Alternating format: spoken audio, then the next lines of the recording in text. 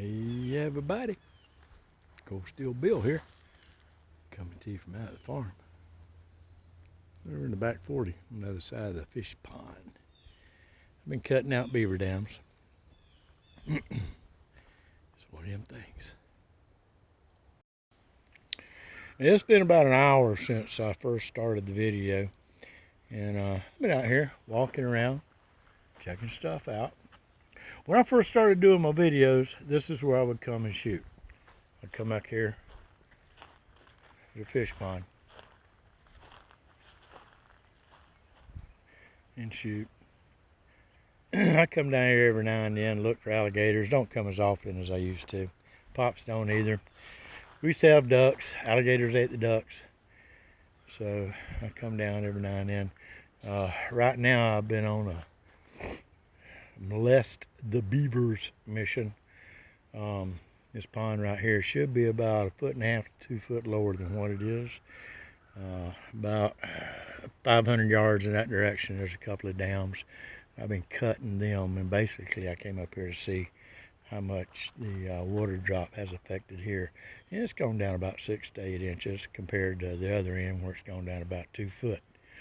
But anyway, I've got a couple of guns out here with me. I've got my Rossi R92 chambered in .357, and I've got my AR15 spoiler too, and I have my 22 subcaliber device in it, and I'm shooting 1,080 foot per second long rifles. And I just thought I'd pull the camera out, and I'm gonna sit down right down here in front of you a little bit, and I'm just gonna do some plinking out there in the pond. I'll aim at the base of a tree where the water line meets the tree, and just kind of get an idea of what my zero is and what the drop is and so forth. So y'all hang on. Alrighty, like I said, I've got my, don't fall down, fall in the water. Got my AR15 spoiler 2 with me.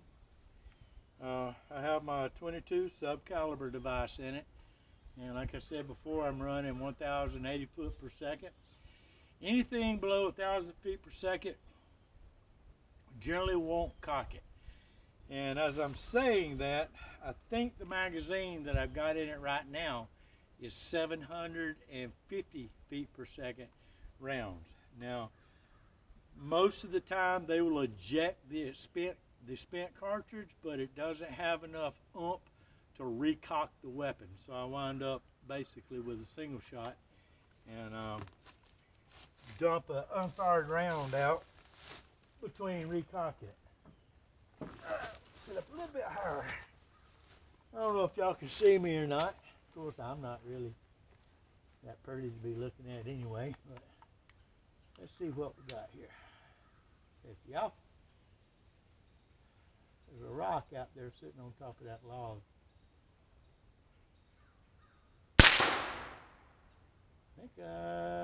Don't think I got him. I went right over the top of the rock. Barely.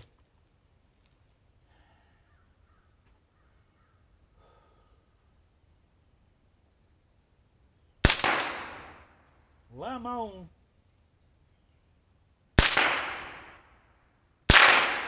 Yeah, I'm definitely on.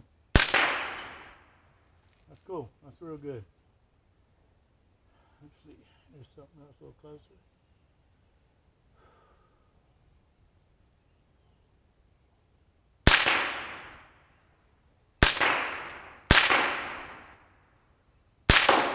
Ooh, got him that time. Twice.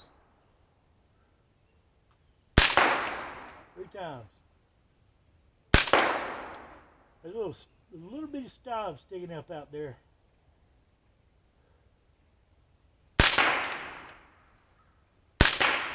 That would actually be reflective of what I would see if a beaver came up. And that's all you'd see, just that much of his head. And I'm just nailing that thing. Not to beat my lungs out, pat myself on the back. If I do say so myself, hey man, what can I say? I get excited when I actually hit the target. Did I ever mention to you I'm a crap shot? I'm a crap shot. But I'm on here.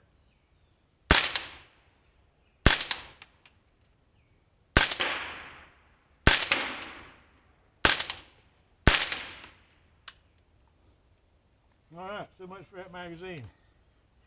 Oh.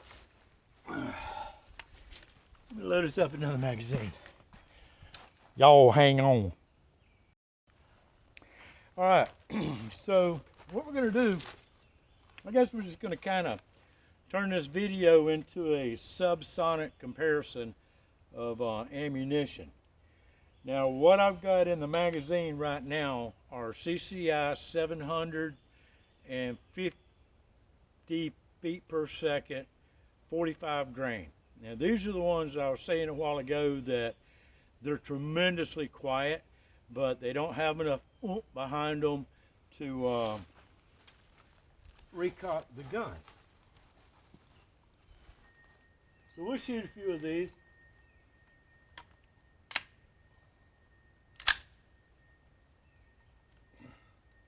Very quiet. As you can see, it cycled the spent cartridge out, but it didn't put a new round in. So with these, you basically got a single shot if you're shooting them through a platform like mine. It seemed to drop about 2 inches more than the other ones I was shooting a minute ago. So let me counter for that. A little bit over.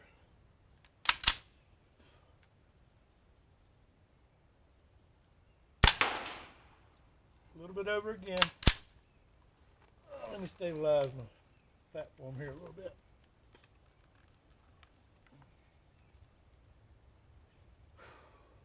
Split the difference.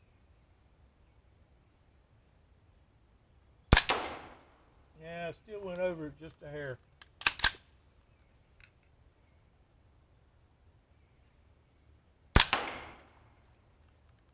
Go to the side.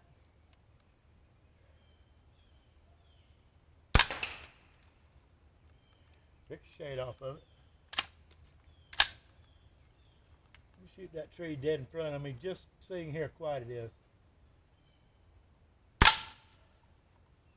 All you hear is the mechanics. A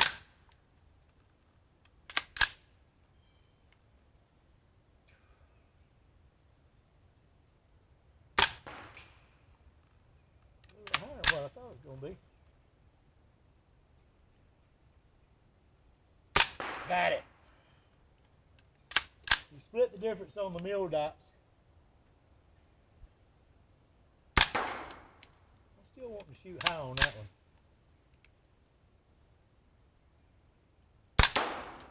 Knock the top out of it.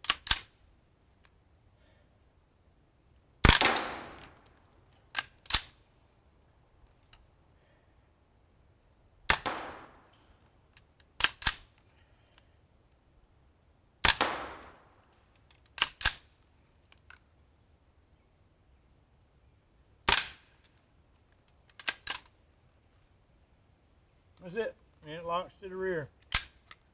So those were 970 foot per second, 45 grain, 22 long rifles. I see there's a few of them down here that actually cycled into it, but it didn't cock it. So there's that. All right. This next group that I'm going to run are these CCI 22 long rifle, and they are they're subsonic hollow points. They're 45 grain, and these are 970 feet per second. Now these, if I'm not mistaken, in the past would cycle and cock the gun. I think I've got 15 rounds in it, and if it will cycle and cock the gun like I'm thinking it will, then I'm going to burn through a couple of them.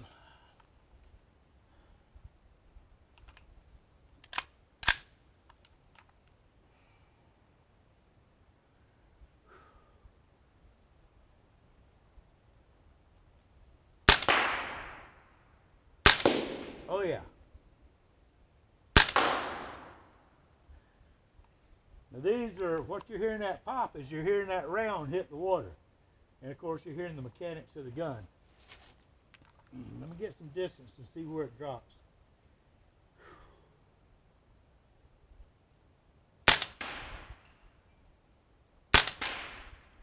And so far it ain't dropping at 50 yards. It's dead on at 50 yards. That's why I got zeroed at, because that's what I've been shooting. My distance from my blind down to where the beavers, where I cut their dam at, is 50 yards. And so that's what I got it zeroed at for little bitty tiny shots.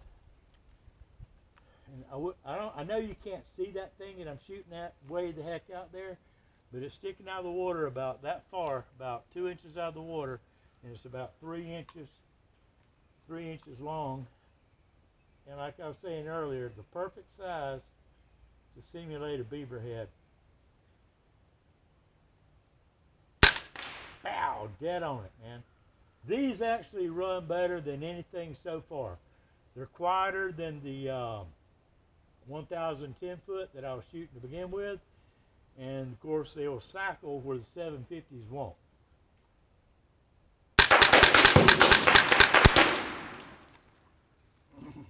And it locks to the rear when it runs dry. Yeah, I could have a lot of fun with them. All right, now this next magazine I've got loaded. I have no clue how these are going to cycle. I've never shot them in this rifle. I do know that when I shoot them in my pistol, they will keyhole. At 20 feet, they will keyhole. And these are the Aguila 22 Sniper Subsonic, and they're 60 grain. And it's saying, it's saying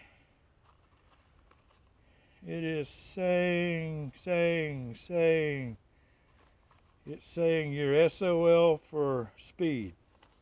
So anyway, again, I've shot them out of my revolver. I can't remember if I shot them out of one of my 22 rifles or not, but I do know this: every one I've ever shot keyholed on me, no matter. So let's see if they'll even cycle in this thing. Okay, that's what we're going to be shooting. As you can see, they got a brass that's the size of a 22 short, and the 22 the distance is made up with the lead. 60 grain on a 22 short. I can see where there'll be subsonic, but I can't see where they'll be actually of any value, not by hindsight anyway. Need to tighten the sling up a little bit. All right.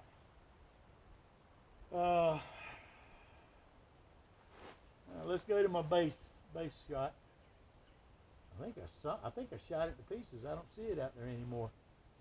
Well, crap. Let's find something a little closer. I'm going to shoot at the baseline of that tree out there. I'm going to shoot the baseline of that tree. Y'all watch it. That's like telling somebody. We used to tell people when we were doing land navigation, if they get lost, we'd tell them to find the tallest tree that they could find and shake it, and we would look on the map, and wherever we saw the tree shaking, we'd know exactly where they're at, but they'd come get them. You would not believe the idiots that would believe that shit.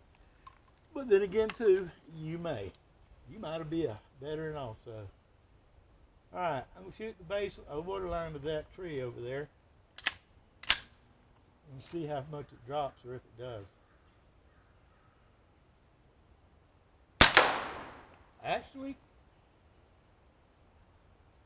now if this thing cocked, I'm going to be impressed. Very impressed. There's my little thing. It kind of popped back up.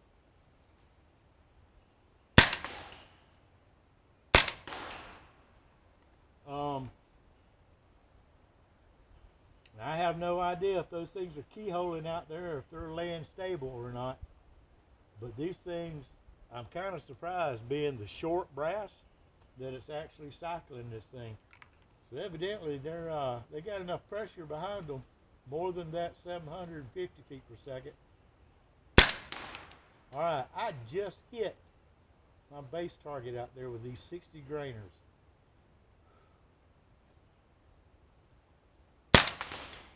Hit it again. Man, these things are on. That can't be keyholing.